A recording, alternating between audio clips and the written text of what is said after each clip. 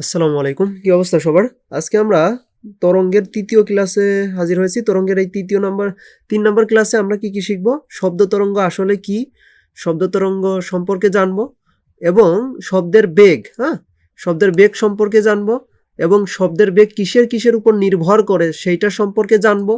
তারপরে আমরা প্রতিধ্বনি, শব্দের যে প্রতিধ্বনি হয় সেই শব্দের প্রতিধ্বনি দিয়ে কিভাবে কোনো একটা জায়গার দূরত্ব মাপা যায় সেই সব বিষয় নিয়েও আলোচনা করব।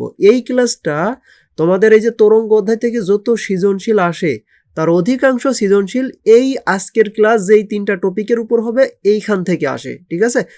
সুতরাং বুঝতেই পারতেছো আজকের ক্লাসটা কতটা গুরুত্বপূর্ণ। তো চলো শুরু করি। প্রথমে আমরা শব্দ তরঙ্গ নিয়ে আলোচনা করব। শব্দ তরঙ্গ আসলে কি, শব্দ তরঙ্গটা কি সেটা আগে আমরা একটু সম্পর্কে জেনে নিই। দেখো, তরঙ্গ মানে কি আমরা সবাই জানি, তরঙ্গ মানে এক জায়গা থেকে আরেক জায়গায় শক্তি নিয়ে যায়। তো শব্দ তরঙ্গ কি করবে? এক জায়গা থেকে আরেক জায়গা কি করবে? শক্তি নিয়ে যাবে, ঠিক আছে? তো এই যে যেই শক্তিটা সে নিয়ে যায়, এই শক্তি আমাদের কানে যখন আসে তখন এই শক্তিটা কি করে? আমাদের কানের শ্রবণ অনুভূতি সৃষ্টি করে, ঠিক আছে? এর ফলে কিন্তু আমরা শুনতে পাই, ঠিক আছে? আচ্ছা, এখন কথা হইলো যে শব্দের কিছু বৈশিষ্ট্য আছে। এই শব্দ তরঙ্গের কিছু বৈশিষ্ট্য আসে। কি বৈশিষ্ট্য? দেখো, প্রধান এবং অন্যতম বৈশিষ্ট্য হচ্ছে এই শব্দ তরঙ্গ মাধ্যম ছাড়া চলতে পারে না।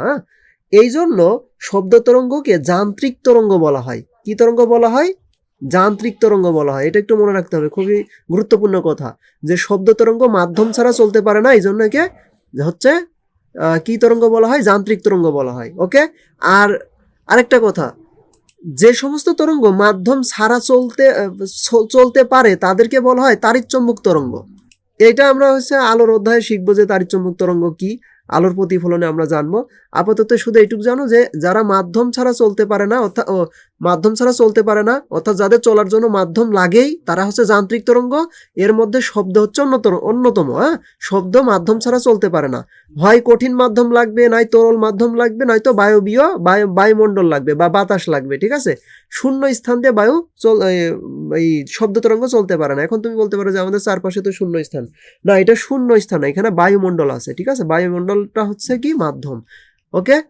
তাহলে এটা একটা অন্যতম বৈশিষ্ট্য যে শব্দ তরঙ্গ চলার জন্য মাধ্যমের প্রয়োজন।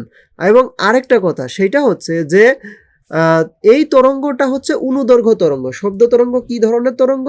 অনুদৈর্ঘ্য তরঙ্গ। তো এখন কথা হচ্ছে যে অনুদৈর্ঘ্য তরঙ্গ কিভাবে বুঝবো? দেখো, আর তরঙ্গ যখন একটা হচ্ছে মাধ্যমের ভিতর দিয়ে যায় বা দিয়ে যায়, তখন আর তরঙ্গটা এইভাবে উপর নিচ করে কাঁপতে থাকে।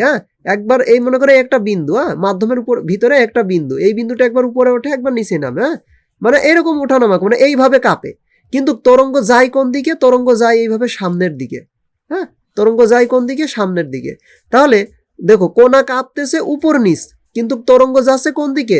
সামনের দিকে। তাহলে এই কোনাটা কাপার দিক আর তরঙ্গের যাওয়ার দিক, দুইটার মধ্যবর্তী কোণ কত? 90 ডিগ্রি। এইটা হচ্ছে কোনটার ক্ষেত্রে? আর তরঙ্গের ক্ষেত্রে বা অনুপ্রস্থ তরঙ্গের ক্ষেত্রে। অনুপ্রস্থ তরঙ্গের ক্ষেত্রে এই ঘটনাটা ঘটে। এই যে যেটাকে আমরা এইভাবে লিখি, এই যে এইভাবে লিখি। আর অনুদৈর্ঘ্য তরঙ্গের ক্ষেত্রে কি হয়? অনুদৈর্ঘ্য তরঙ্গের ক্ষেত্রে যে জিনিসটা ঘটে সেটা হচ্ছে এই মাধ্যমের ভিতরের কোণাগুলো, মনে করে একটা কোণা, এই কোণাটা একবার সামনে যায় একবার পিছে আসে, একবার সামনে যায় একবার পিছে আসে। মানে এরকম সামনে যায় পিছনে যায়, সামনে যায় পিছনে যায়। আর তরঙ্গ যায় কোন দিকে? তরঙ্গের দিকও এই দিকে। দেখো, তরঙ্গের গতির দিক যেই দিকে, আবার এই মাধ্যমের ভিতরের কোণাগুলো কাঁপতেছে ঠিক সেই দিকেই। তাহলে এদের মধ্যবর্তী কোণ কত বলো তো? 0 ডিগ্রি। অথবা এদেরকে আমি কি বলতে পারি? সমান্তরাল বলতে পারি। বুঝতে পারছি? তাহলে অনুদৈর্ঘ্য তরঙ্গের ক্ষেত্রে এই কোণাগুলো, তরঙ্গের উপরের কোণাগুলো কি করবে? মানে যেই দিকে কাঁপবে তরঙ্গ যাবেও কোন দিকে? সেই দিকেই যাবে। এইটা হচ্ছে অনুদৈর্ঘ্য তরঙ্গের একমাত্র একটা বৈশিষ্ট্য। অথবা আরেকটা বৈশিষ্ট্য সেটা হচ্ছে এই ধরনের এই ঘটনার ফলে যে জিনিসটা ঘটে সেটা হচ্ছে যে এইরকম সংকোচন আর প্রসারণ ঘটে। যেমন একটা স্প্রিংকে তুমি যদি ধাক্কা দাও তাহলে দেখবে যে এইটা এইভাবে কাঁপবে কোন দিকে? এইভাবে কিন্তু কাঁপবে। কাঁপবে কিন্তু এইভাবে। আবার যাচ্ছে কোন দিকে? যাচ্ছেও এই দিকে। তাহলে এদের কাঁপার দিক আর তরঙ্গের যাওয়ার দিক দুইটাই কিন্তু কি? একই। বুঝতে পারছি? তো একটা জিনিস খেয়াল করো, সেটা হচ্ছে যে আর তরঙ্গের ক্ষেত্রে এই যে পুরো যে এইটুক মিলে একটা কম্পন, এই পুরোটাকে আমরা বলি একটা কম্পন, বা একটা কম্পন। আর অনুদৈর্ঘ্য তরঙ্গের ক্ষেত্রে এই যে একটা সংকোচন হচ্ছে আর এই যে একটা প্রসারণ হচ্ছে, এই পুরোটুক মিলে হচ্ছে একটা কম্পন, ঠিক আছে। তাহলে আর তরঙ্গের ক্ষেত্রে দেখো এই একটা কম্পন দিলে যতটুক দূরত্ব অতিক্রম করে তরঙ্গ সেটাকে আমরা বলি তরঙ্গ দৈর্ঘ্য। আর এই অনুদৈর্ঘ্য তরঙ্গের ক্ষেত্রে এই একটা সংকোচন আর একটা প্রসারণ এই পুরোটুক মিলে যতটুক দৈর্ঘ্য সেটাই হচ্ছে একটা তরঙ্গ দৈর্ঘ্য। বুঝাইতে পারছি? আচ্ছা, এখন আরেকটা কথা, আমরা বলছি যে তরঙ্গ এক জায়গা থেকে আরেক জায়গায় শক্তি নিয়ে যায়, কিন্তু ওই মাধ্যমের কণাগুলো কিন্তু পুরোপুরি ওই দিকে চলে যায় না। এটা কিন্তু আমরা প্রথম ক্লাসেই বলছি। যেমন এই স্প্রিংয়ে তুমি ধাক্কা দাও, এই যে এইখানে যে রিংটা আছে এই রিং কি হচ্ছে গিয়ে এই পাশে চলে আসবে না, জাস্ট কি হবে একটা আন্দোলন সামনের দিকে যাবে, মানে এইভাবে সংকুচিত প্রসারিত হইতে হইতে সামনের দিকে আগাবে। এখন এই স্প্রিং এর মাথায় যদি তুমি হাত দাও তাহলে দেখবে যে একটা ধাক্কা লাগবে, ধাক্কা লাগা মানে কি একটা শক্তি কিন্তু এই স্প্রিং এর ভিতর দিয়ে কিন্তু চলে আইছে, তাই না? তার মানে কি তরঙ্গ জাস্ট শক্তি নিয়ে যায়, কিন্তু এই কণাগুলো কিন্তু গতিশীল না, কণাগুলো জাস্ট কি হয় কাঁপে। আচ্ছা, এইটা আরেকটু ভালোভাবে দেখানোর জন্য আরেকটা স্লাইড দিচ্ছি, তাহলে ভালো করে বুঝতে পারবা।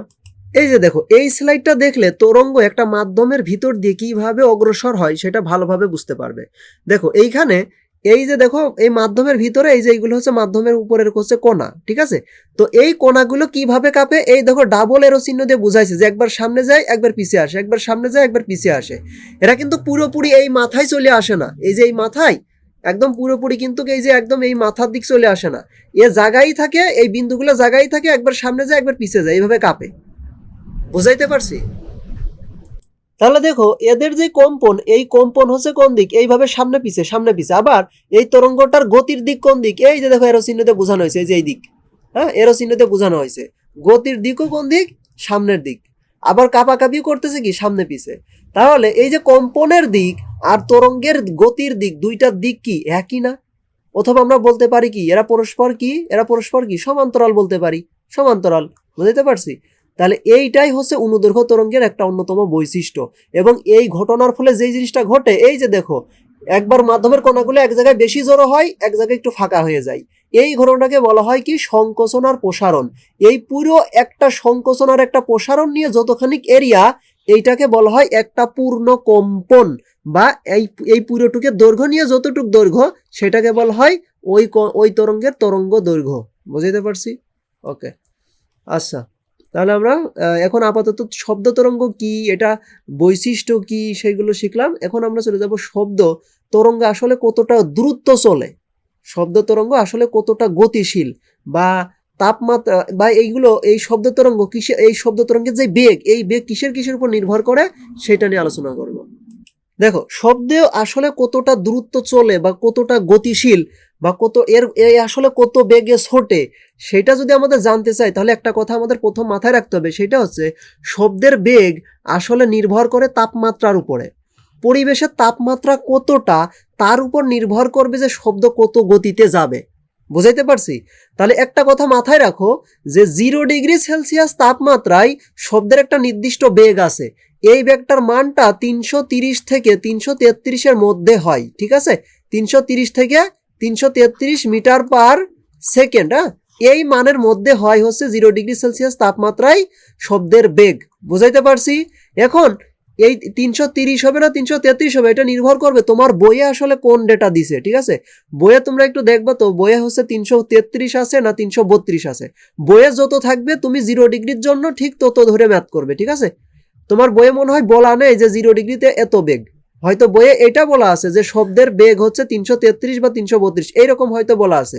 তো ওইটা যেটা বলা আছে ওইটা মূলত 0°র তাপ, ওইটা মূলত 0°র জন্য শব্দের বেগ। বুঝাইতে পারছি?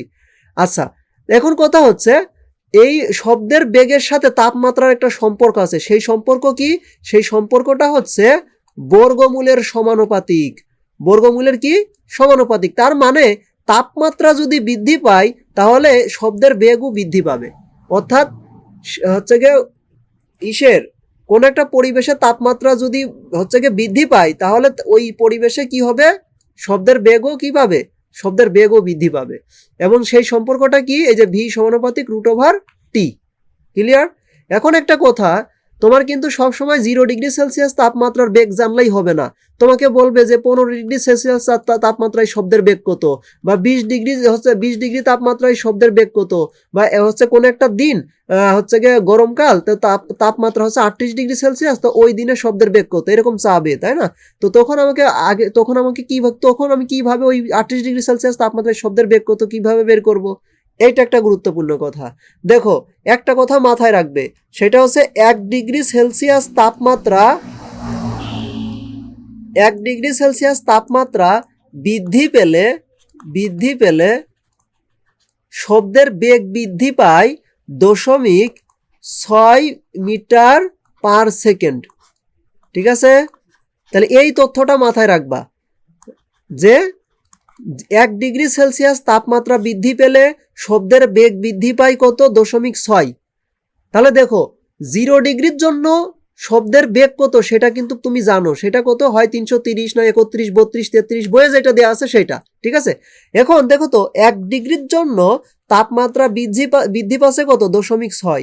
এখন যদি আমাকে বলে যে 2°C তাপমাত্রায় শব্দের বেগ কত হবে, দেখো 2°র জন্য শব্দের বেগ বৃদ্ধি পাবে কত বলো তো? 1°র জন্য যদি 0.6 বৃদ্ধি পায়, তাহলে 2°র জন্য বৃদ্ধি পাবে 0.6 গুণ 2 না? তাহলে 2°র জন্য এতটুকু বৃদ্ধি পাবে। হ্যাঁ, তাহলে দেখো 0°র জন্য আমি কত জানি, 0°র জন্য আমি জানি হচ্ছে 300, কথার কথা 332, কথার কথা। তাহলে 2°র জন্য কতটুকু হবে? 2°C তাপমাত্রায় শব্দের বেগ হবে 0 জন্য কত, 332। আর দেখো তো 2°র জন্য শব্দের বেগ বৃদ্ধি পায় কতটুক, এই যে 0.6 গুণ 2। তো আমি যদি ওই 332-এর সাথে যদি 0.6 গুণ 2 এইটা যদি যোগ করে দিই, তাহলে দেখো তো আমি হচ্ছে কত ডিগ্রির জন্য শব্দের বেগ পাবো, 2°র জন্য। এই যে 2°র জন্য শব্দের বেগ পাবো, তাহলে 2°র জন্য শব্দের বেগ হচ্ছে 0°টার সাথে ওই 2°র জন্য কতটুক বৃদ্ধি পাচ্ছে সেটা কি করতে হবে, যোগ করতে হবে। ক্লিয়ার? বুঝতে পারছি? তাহলে 0°C তাপমাত্রায় শব্দের বেগ যত, সেইটার সাথে ওই যে 2°র জন্য, বা এখানে যদি 2 এর পরিবর্তে 3° চাইতো তাহলে 3 গুণ 0.6 হইতো। যদি 30° থাকতো তাহলে 30 গুণ 0.6 হইতো। জাস্ট ওই যত ডিগ্রি তাপমাত্রা ততর জন্য যতটুকু বৃদ্ধি পাবে সেটা 0-র সাথে কি হবে, যোগ হবে। ক্লিয়ার? এখন যদি বলে টি ডিগ্রির জন্য হচ্ছে তাপমাত্রা কত ডিগ্রি, টি ডিগ্রি, তাহলে টি ডিগ্রির জন্য যদি টি ডিগ্রি তাপমাত্রার জন্য শব্দের বেগ কত এটা যদি চাই, তাহলে কিভাবে বের করব? তাহলে 0°র জন্য কত আগে সেটা বলো। 0°র জন্য আমরা জানি কত, 332, কথার কথা 332। আচ্ছা, 0°র জন্য যদি 332 হয়, তাহলে টি ডিগ্রির জন্য কত হবে? টি ডিগ্রির জন্য হবে হচ্ছে 332 যোগ হচ্ছে 0.6 গুণ কত, 0.6 গুণ টি, 0.6 গুণ কত, টি। বুঝতে পারছি? কারণ ওই টির জন্য যতটুকু বৃদ্ধি পাচ্ছে সেই বৃদ্ধিটা ওই 0-র সাথে যোগ করে দিলে কি পাবো, ওই টি°C তাপমাত্রায় শব্দের বেগ কত সেটা পেয়ে যাব। ক্লিয়ার? ওকে, এইটুক যদি বুঝে থাকো তাহলে সামনে আগাই। এই যে দেখো এইখানে এই স্লাইডটা দেখো, তাহলে একদম ক্লিয়ার হয়ে যাবে। দেখো 0°র জন্য তাপমাত্রা, বাতাসের তাপমাত্রা কত, 0° তাপমাত্রায় বাতাসের শব্দের বেগ কত ধরছে, 330। এখানে ধরে নিছে 330। হ্যাঁ, মানে আমি ধরে নিয়েছি 330, কারণ তোমার বইয়ে যত আছে তুমি তত দিও। ঠিক আছে? আর এইখানে দেখো তাপমাত্রা প্রতি 1° বৃদ্ধি পেলে কতটুকু বৃদ্ধি পাবে শব্দের বেগ, 0.6। বুঝতে পারছি? তাহলে টি°C তাপমাত্রায় শব্দের বেগ কত হবে বাতাসে, এই যে 0.6 এর সাথে কত, টি গুণ করব। এখানে টির জায়গা যদি 30° বলতো তাহলে 30 গুণ হইতো, যদি 40°C হইতো তাহলে এখানে 40 গুণ হইতো। ক্লিয়ার? আর এই 330-কে, এই 330 হচ্ছে যে 0°তে শব্দের বেগ যত বাতাসে তত। এই সূত্রটা কিন্তু শুধু বাতাসের জন্য। ঠিক আছে? এই সূত্রটা শুধু কিসের জন্য, বাতাসের জন্য। দেখো বাতাসের শব্দের বেগ 0°তে 330 থেকে 332 বা 33। আর এই যে পানি আছে না, পানিতে হচ্ছে সম্ভবত 1450। হ্যাঁ, বইয়ে এই তথ্য দেওয়া আছে। হ্যাঁ, বইয়ে যেটা দেওয়া আছে ওইটা নিও, তোমার বইয়ে যেটা দেওয়া আছে ওই তথ্য নিও। ঠিক আছে? আর হচ্ছে কঠিন পদার্থে মেবি হচ্ছে 5150 মিটার পার সেকেন্ড অথবা 5130 এরকম। যাক, তোমার বইয়ে যেই তথ্যটা দেওয়া আছে ওই তথ্যটা নিও। ঠিক আছে? তার মানে আমরা একটা জিনিস দেখলাম যে শব্দের বেগ মাধ্যমের ভিন্নতার উপর কি হয়, চেঞ্জ হয়। ঠিক আছে? যেমন বাতাসে কিন্তু শব্দের বেগ কত, এই যে দেখো 0-তে 330, পানিতে কত 1450 বা এরকম কাছাকাছি, আর কঠিনে কত 5150। তার মানে কি, তার মানে বায়ুতে শব্দের বেগ সবচেয়ে কম, তরলে একটু বেশি, কঠিনে সব থেকে বেশি। তুমি এইটা ট্রাই করতে পারো, দেখতে পারো কিভাবে দেখতে পারো। দেখবা তুমি এই পানির উপরে, পানির উপরে তুমি আঙুল ফুটাবে বা একটা পাটকাঠি ভাঙবে, দেখবে যে যতটুক জোরে শব্দ হচ্ছে তুমি পানির নিচে ডুব দিয়ে, নদী কিংবা খালের পানিতে ডুব দিয়ে একটা আঙুল ফুটাবা, দেখবা যে অনেক জোরে শব্দ শোনা যাচ্ছে, মানে অনেক দূর থেকে শোনা যাচ্ছে, অনেক জোরালো শোনা যাবে। এবং আরেকটা কাজ করতে পারো, এই যে তোমার মোবাইল আছে না, মোবাইল যখন ভাইব্রেশনে রাখো তখন কি হয়, কাঁপে না? তো এমনিতে থাকলে কিন্তু বোঝা যায় না, কিন্তু তুমি একটা কাঠের চেয়ার বা কাঠের টেবিলের উপর তুমি যদি রেখে দাও, দেখবা যে অনেক জোরে জোরে ভাইব্রেট হবে, অনেক জোরে জোরে ভাইব্রেটের শব্দ হবে। বুঝতে পারছি? তার মানে তুমি বুঝতেই পারতেছো যে বাতাসের শব্দের বেগ, পানিতে শব্দের বেগ, তারপরে এই যে কঠিন পদার্থের শব্দের এটার পার্থক্য তুমি নিজেই এটা টেস্ট করতে পারবা। ঠিক আছে? আচ্ছা, দেখো এবার আমরা আমাদের একদম শেষ টপিক প্রতিধ্বনি সম্পর্কে জানবো। প্রতিধ্বনি দিয়ে আমরা কি করতে পারি? প্রতিধ্বনি দিয়ে আমরা হচ্ছে একটা জায়গার দূরত্ব মাপতে পারি, আর অনেক কাজ করতে পারি। তো আবার আগে আসলে প্রতিধ্বনি কি আসলে দেখে আসি। দেখো, প্রতিধ্বনি মূলত এক ধরনের প্রতিফলন। ঠিক আছে? এই প্রতিধ্বনি ঘটে প্রতিফলনের ফলেই।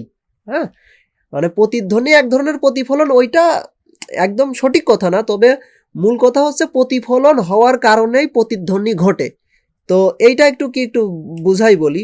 তো মনে করো তুমি এখান থেকে শব্দ করলা, তো শব্দ করার ফলে শব্দটা কি তরঙ্গ না? তো এই তরঙ্গটা সামনের দিকে যাবে, তো যাচ্ছে, যেতে যেতে এর সামনে একটা দেওয়াল পেল। কি পেল? দেওয়াল। তো এই দেওয়ালে শব্দটা তরঙ্গটা বাধা খেলো, বাধা খেয়ে সে আবার ফেরত আসলো। তো এই যে একটা মাধ্যমের ভিতর দিয়ে তরঙ্গ গিয়ে যদি অন্য একটা মাধ্যমের বিভেদ তলের উপরে আঘাত করে যদি কি করে আবার সেই মাধ্যমে ফেরত আসে, এই যে আবার একই মাধ্যমে যে তরঙ্গটা ফেরত আসতেছে, এই ঘটনাটাকে বলা হয় প্রতিফলন। আর যেহেতু এটা শব্দ, সেহেতু শব্দ, দেখো তুমি একবার মুখ দিয়ে হচ্ছে গিয়ে আওয়াজ করছো, করার পরে ওই শব্দ তরঙ্গটা একটা কোনো কিছুর সাথে ধাক্কা লেগে ফেরত এসে তোমার কানে আবার আসতেছে, তখন কি ওই শব্দটা তুমি আবার শুনবে না? এই যে একই শব্দ দুইবার করে তুমি শুনতে পাইলা, এইটাই হচ্ছে প্রতিধ্বনি। দেখো তুমি কিন্তু যখন মুখ দিয়ে কথা বললা, তখন কিন্তু তোমার কান শুনতেছে তুমি কি বললা। তারপরে ওই শব্দটা যাচ্ছে, যেতে যেতে দেওয়ালে ধাক্কা লাগলো, লেগে আবার এই মাধ্যমে ফেরত এসে তোমার কানে আসলো, তখন কিন্তু তুমি ওই একই শব্দ আবার শুনতে পাবা। তাহলে একই শব্দ কয়বার শুনলা? দুইবার শুনলা। যদি এই দেওয়াল না থাকতো, যদি ফাঁকা জায়গা হইতো, তাহলে কিন্তু তোমার এই শব্দ তরঙ্গটা ফেরতও আসতো না, তুমি কিন্তু দ্বিতীয়বার শুনতেও পাইতা না। এই যে দ্বিতীয়বার শুনতে পাইলা, এইটাই হচ্ছে প্রতিধ্বনি। আর ওই যে শব্দ তরঙ্গটা যে কোনো কিছুর সাথে ধাক্কা লেগে যে আবার ফেরত আসলো, এইটাকে বলা হয় প্রতিফলন। যেমন তোমার আলাদাই যে আলোর অধ্যায়ের প্রতিফলনই আছে, যে আলো যখন এক মাধ্যম থেকে যেতে যেতে কোনো একটা অন্য মাধ্যমের বিভেদ তলের উপর আঘাত করে আবার ওই মাধ্যমে যদি ফেরত যায়, তাহলে এই ঘটনাটাকে বলা হয়েছিল কি? প্রতিফলন। তো আলো যেহেতু একটা তরঙ্গ, তরঙ্গের কি থাকবে? তরঙ্গের প্রতিফলন ধর্ম থাকে। ঠিক আছে? তো আবার শব্দও যেহেতু একটা তরঙ্গ, তাহলে শব্দের একটা প্রতিফলন ধর্ম থাকবে। প্রত্যেকটা তরঙ্গই প্রতিফলন ধর্ম মেনে চলে। ঠিক আছে? বা এদের বৈশিষ্ট্য হচ্ছে প্রতিফলন হওয়া। তাহলে তরঙ্গ কি করবে? শব্দ তরঙ্গ যেহেতু একটা তরঙ্গ, সেহেতু সেও এইভাবে অন্য মাধ্যমের উপর আঘাত করে কি আসবে? আবার এই মাধ্যমে ফেরত আসবে। আর যেহেতু এটা শব্দ, তো সেটা আমাদের কানে কি করবে? শ্রবণের অনুভূতি জাগাবে, ফলে আমরা শুনতে পাবো। ঠিক আছে? আর আলোর ক্ষেত্রে কি হয়? আলোর ক্ষেত্রে আমরা যখন ফেরত আসে আলোটা, তখন আমরা কি পাই? প্রতিবিম্ব দেখতে পাই। তো সেই হিসাব আলাদা। শব্দের ক্ষেত্রে প্রতিফলনের ফলে আমরা কি কই? প্রতিফলনের ফলে আমরা কি দেখতে পাই? শুনতে পাই। শব্দের ক্ষেত্রে শুনতে পাই, মানে প্রতিধ্বনি শুনতে পাই। আর আলোর ক্ষেত্রে আমরা প্রতিবিম্ব দেখতে পাই। তো সেটা আমরা আলোর অধ্যায়ে আলোচনা করব, আপাতত আমরা শব্দ নিয়েই থাকি। তাহলে এই হচ্ছে আলোর প্রতিফলন আর প্রতিধ্বনি। এবার আমরা নেক্সট আরেকটু সামনে আগাই। এখন কথা হইলো যে মনে করো তুমি আমরা বললাম যে তুমি একটা কোনো কিছু দেওয়ালের সামনে বা কোনো একটা পাহাড়ের সামনে দাঁড়ায়ে তুমি যদি শব্দ করো, তাহলে তুমি প্রতিধ্বনি শুনতে পাবে। এখন কথা হচ্ছে তুমি কোনো কিছুর সামনে দাঁড়ায়ে যদি শব্দ করো, তাহলে কি সাথে সাথেই প্রতিধ্বনি শুনতে পাবা, বা সব ক্ষেত্রেই কি প্রতিধ্বনি শুনতে পাবা? না।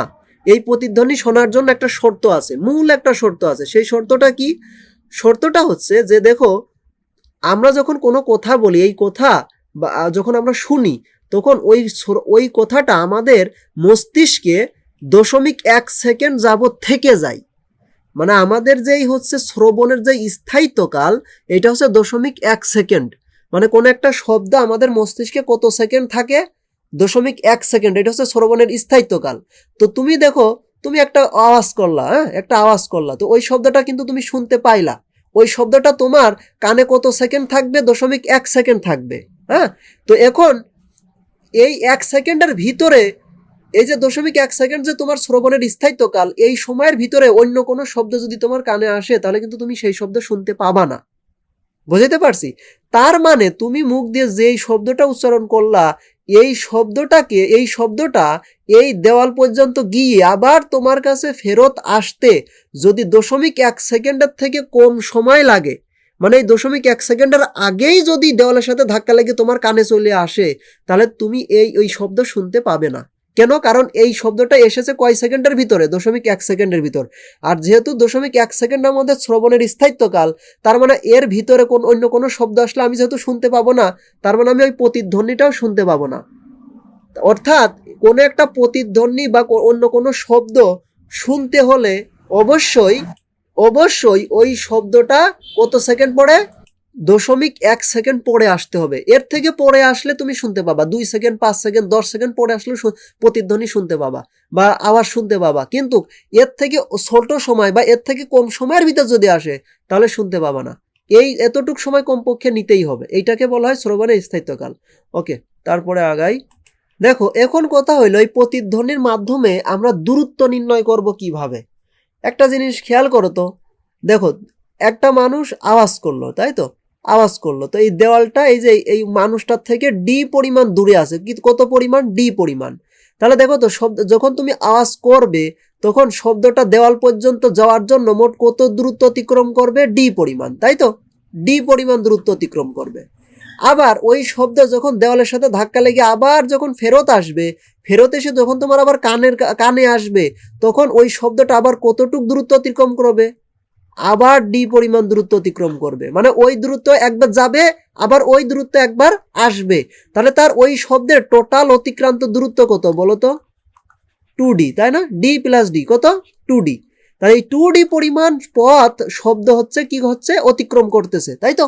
আচ্ছা, এখন এই 2D পরিমাণ পথ বা এই 2D সমান সমান ধরে নিলাম যে এস পরিমাণ পথ। এখন ধরে নিলাম যে ওই সময় শব্দের বেগ হচ্ছে বাতাসে কত, ভি। ওই সময় বাতাসে শব্দের বেগ কত, বাতাসের শব্দের বেগ ভি। তাহলে এখন আরেকটা জিনিস, এই যে অতিক্রান্ত দূরত্ব, এই দূরত্ব সে যাচ্ছে কত সময় ধরে। কথার কথা আমি ধরলাম যে এই শব্দটা আমি করার পরে দেওয়ালে ধাক্কা লেগে আমার কাছে আবার ফেরত আসতে সময় লাগতেছে টি পরিমাণ সময়। কি পরিমাণ সময়, টি পরিমাণ সময়। ওয়েট, তাহলে টি পরিমাণ সময় লাগতেছে। তাহলে দেখো তো, যেহেতু শব্দের একটা নির্দিষ্ট বেগ, তাহলে এই নির্দিষ্ট বেগে তার অতিক্রান্ত দূরত্ব কত, ভি গুণ টি না। এস ইকুয়াল টু কত, এস ইকুয়াল টু ভি গুণ টি না। এই ভি হচ্ছে বেগ আর তার অতিক্রম মোট সময় কত, মোট সময় হচ্ছে টি।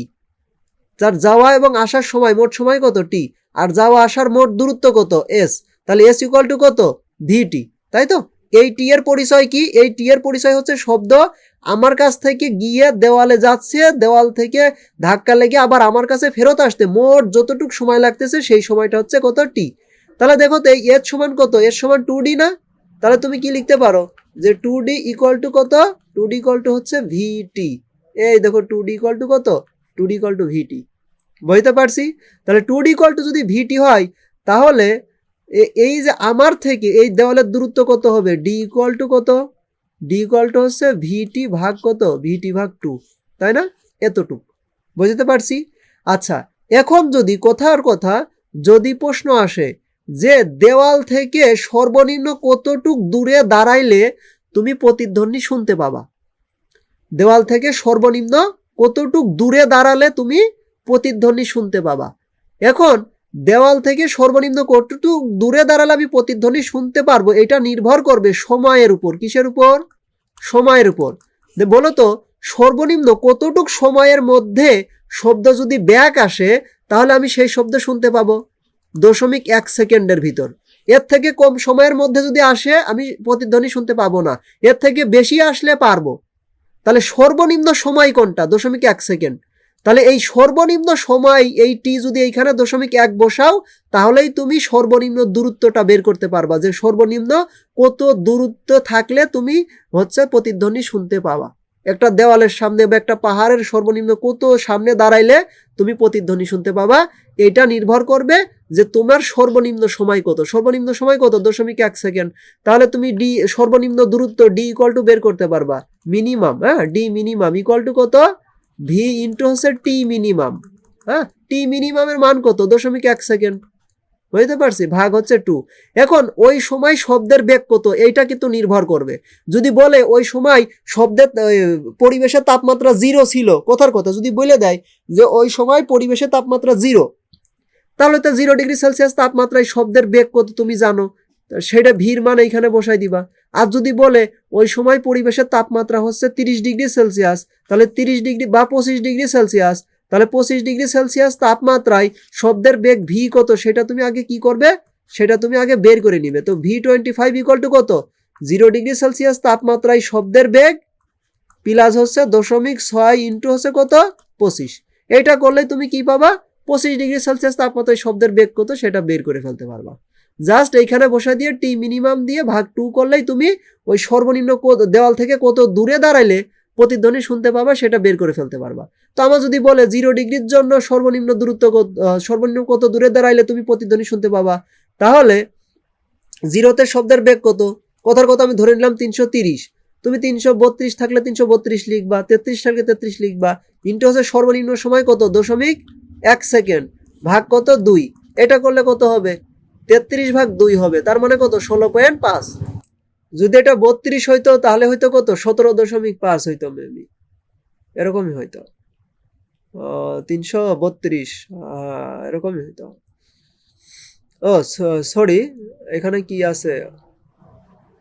সরি 300, তাই তো 32 একটু বেশি হয়তো আর কি, 16.5 থেকে একটু বেশি হয়তো, বা 16.5 এরকম টাইপই হয়তো। আচ্ছা, 16.5 মিটার সর্বনিম্ন দূরে দাঁড়ালে তুমি কি পাবা? শব্দটা শুনতে পাবা। এই হচ্ছে প্রতিধ্বনির ব্যাপার, ঠিক আছে? এই এই এই কনসেপ্ট থেকেই মনে করো যে অনেক সৃজনশীল আসে, ঠিক আছে? তাহলে একটু রিক্যাপ করি, আমরা আজকে কি কি শিখলাম? এক, শব্দ তরঙ্গ শিখলাম, শব্দ তরঙ্গের বৈশিষ্ট্য দেখেছি। তারপরে কি? শব্দের বেগ, শব্দের বেগ কিসের উপর নির্ভর করবে এবং কোন মাধ্যমে শব্দের বেগ হচ্ছে গিয়ে বেশি, কোন তাপমাত্রায় শব্দের বেগ কত, সেটা শিখেছি। তারপরে কি? প্রতিফলনের ফলে কি হয়? প্রতিধ্বনি হয়, তাই তো? এবং প্রতিধ্বনি শুনতে ন্যূনতম সময় দিয়ে কিভাবে ন্যূনতম দূরত্ব বের করা যায়, বা প্রতিধ্বনির মাধ্যমে কিভাবে মানে দূরত্ব বের করা যায়, যে কতটুকু সামনে দাঁড়াইলে আমি প্রতিধ্বনি শুনতে পাবো, সেই সব শিখেছি, তাই তো? নেক্সট ক্লাসে আমাদের ওই যে তরঙ্গের ফার্স্টে যে একটা কথা আছে না, যে পর্যায়কাল টি ইকুয়াল টু 2.2√L/g, তারপরে F equal to kx, spring ধ্রুবক নিয়ে যে সমস্ত কথাগুলো আছে, ওই সামনেরটুকু আলোচনা করবো ইনশাআল্লাহ।